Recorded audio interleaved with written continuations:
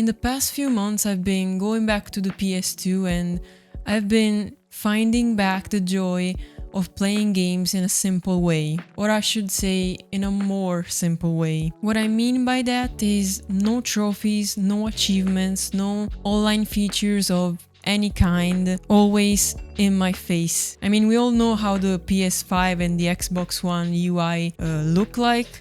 I don't really know about the Switch because I've never had a Switch, but when you turn a modern console on, you get basically bombarded with all of these news and ads and just a lot of online stuff. So much so that after a while it gets literally distracting. The PS2 had online multiplayer for some games, but it wasn't an essential part of the game experience. They were not pushing for it as much as they do today. So going back to the PS2 and seeing how clean and simple everything looks, it was just so refreshing, which is ironic because the PS2 is really old. It's like more than 2 decades old at this point. And also just going back to gaming just for the sake of it. I'm someone who has been obsessed with trophies, trophy hunting for years. At one point it got really bad, I must admit. I was basically trophy hunting for every single game I would play,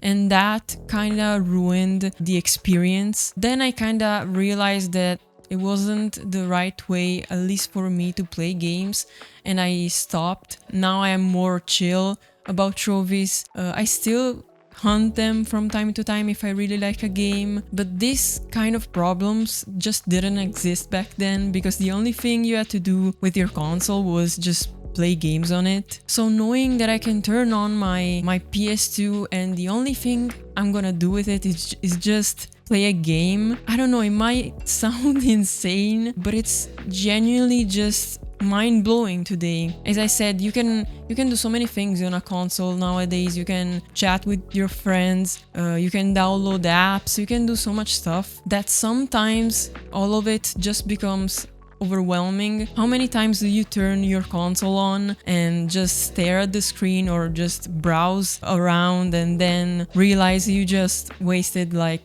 30 minutes doing basically nothing and all you wanted to do was just play a game? Well, with retro consoles like the PS2, that is not a problem at all. When you want to play a game, you just put the disc in and there's no updates. The game is fully on disc and it's fully playable offline. Just mind-blowing stuff today, isn't it? I mean, if you played on the PS2 back in the 2000s, you already know all of this, but I'm just trying to explain why nowadays all of it just feels really refreshing. If you played on it at some point, you know what I'm talking about, if you're still playing on it to this day, but if you haven't, these are basically the reasons why a PS2 in 2026 is genuinely a healing experience. The console menu as well is so simple and direct.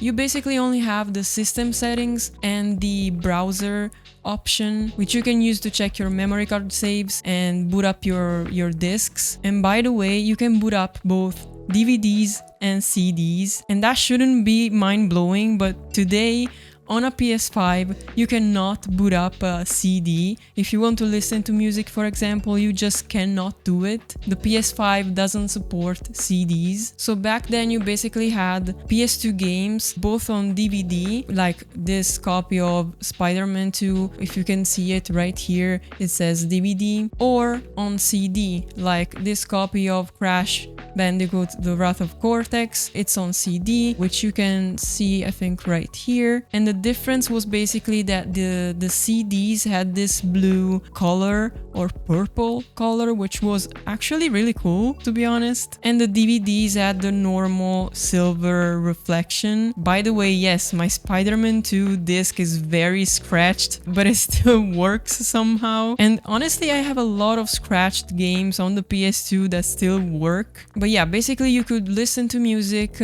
or watch DVDs or play your games both on CD and DVD format. People used it as a DVD player as well, basically. The PS2 is also retro compatible with PS1 games, which are in CD format. Both the fat and the early slim models have native hardware compatibility with PS1 games, but the later slim models do not have that. They rely on emulation for PS1 games, and that can cause some issues like glitches and compatibility issues. Right here I have the PS2 Slim model, and this one doesn't have the native compatibility with PS1 games, so it basically uses emulation to run them. But this one, the fat PS2 model, has native hardware compatibility. So if you're wondering which one to buy, I would suggest you get the fat model. A lot of people will tell you to get the fat model because of a lot of different reasons, but I'd say that this one is one of them. At least if you're interested about playing PS1 games as well, which honestly is something that I do. This one is my main PS2 and I do play PS1 games on it because my PS1 unfortunately doesn't read discs anymore, so this is actually very convenient. And since I use the fat model, I've never had any compatibility issues or glitches and stuff. It works perfectly just like it would on a PS1. So that's why you can also use your PS1 controller on your PS2. And one important thing to keep in mind if you want to play PS1 games on your PS2 is that you also need a PS1 memory card, because from what I remember you cannot save your PS1 games on your PS2 memory card. You can only save them on this one, and then if this one gets full, you can just transfer some of the saves on your PS2 memory card. But the only way to directly save on your PS1 games is using the original PS1 memory card. Just something to keep in mind in case you didn't know. As for the controller, I don't think you need the PS1 controller to play PS1 games. You can just use the PS2 controller, but I do like to use this one just for nostalgic purposes, as if playing on the PS2 wasn't nostalgic enough. Now, the funny thing about all of this is that I don't even have a CRT TV. I play my PS1 on that monitor behind me, which is just a 27-inch normal Full HD monitor, and I use an adapter, a very cheap one, as well, and the quality isn't great, but it's good enough for me to play my games just fine, and I'm still enjoying going back to the PS2 a lot. So just imagine if I had a CRT TV, like at that point I'd probably be playing only the PS2 for a long time. Now, all of these things that I'm talking about why the PS2 feels so refreshing in 2026, are things that you can actually find on a lot of other retro consoles as well, like the OG Xbox or the GameCube. So if you're not interested specifically about the PS2, but you still want a more simple gaming experience, just something to take a break from modern gaming, there is a lot of other retro consoles as well to choose from, or you can go for a handheld.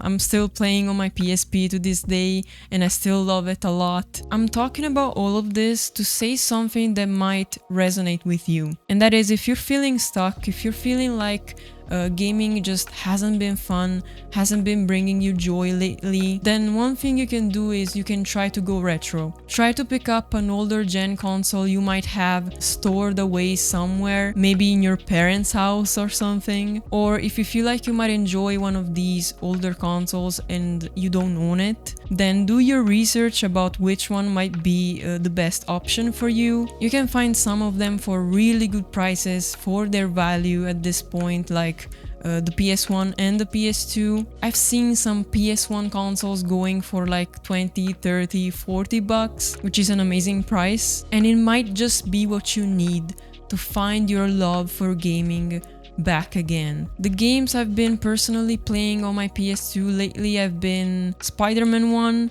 I finished that game when I was younger and I've been playing it again. I've also finished Spyro 4 Enter the Dragonfly, which is a game that has a lot of issues, a lot of glitches and stuff, but it's been fun. It was a game that I played a lot in my childhood as well. I've also been playing Taz Wanted for quite a few years. I go back to it from time to time, and I just feel like I periodically need this break from current gen consoles, modern consoles in general. I do play on my PS3, PS4 and Xbox 360 as well, but to be honest, it isn't the same thing, because from the 7th gen the PS3 and Xbox 360 generation going forward. They introduced a lot of online functionalities on their consoles. So even though I love the PS3 and PS4 and Xbox 360, every time I turn on those consoles, I see trophies and achievements and news, all of this stuff, which I'm kind of tired of. And that's why the PS2 has been really good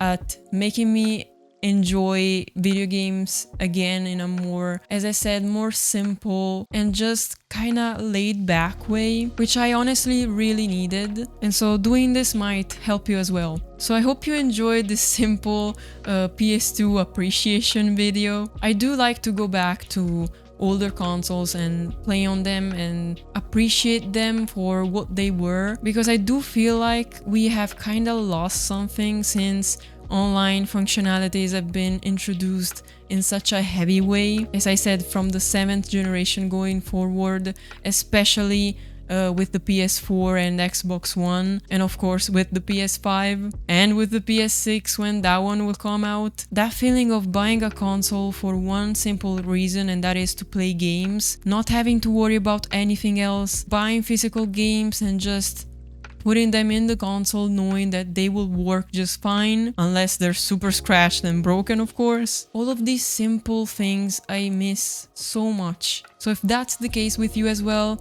maybe going back, going retro might be the answer for you. Thank you for listening to me yap about the PS2, just like I yapped about the PSP a while back. And yeah, thank you as always for all the support, for anyone who has subscribed. Thank you, and I'll see you in the next one. Ciao!